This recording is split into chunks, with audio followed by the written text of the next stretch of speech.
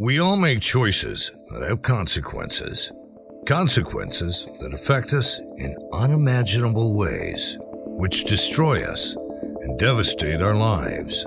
God finds us in the deepest, darkest shadows of our consequences to show us hope, healing, and a plan for our lives.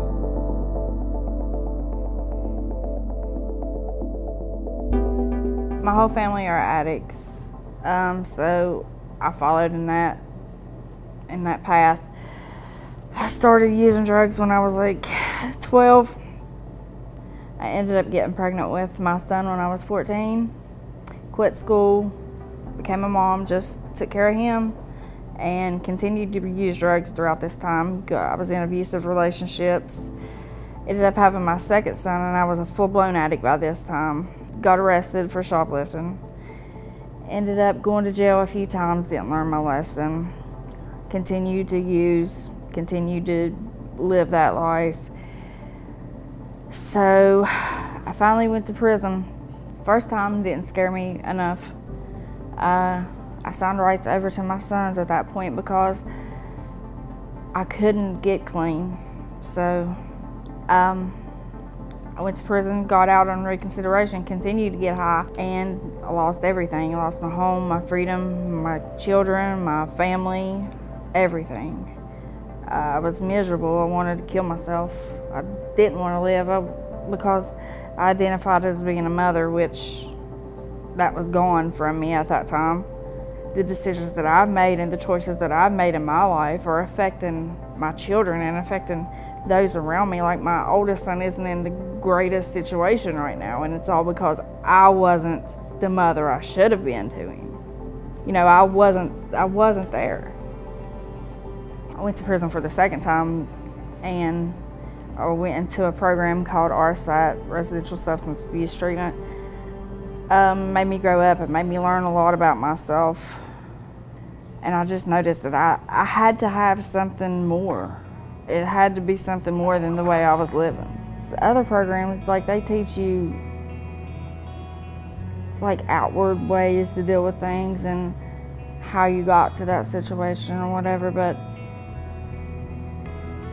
you have to, I mean, what do you have at the end of the day if you don't have God? You know what I mean? There's nothing. So I got out of prison on parole, come to Brookside, which I had an open mind to it at first, and then my old ways just caught up with me and I made bad decisions. But thankfully they forgave me, and I stayed there, and I've grown up, and I have a beautiful little girl because of it, and a lot of support in my life, a lot of people that I didn't have before. I'm rebuilding relationships with family. God is working in my life. I can see it. I have a peace now. I don't worry. Like, I just know that my life is going to be okay, and I'm going to be able to provide for her. I want her to be healthy and happy, and just not to go down the road her mother went down. I want her to have family and support, and I want everything for her.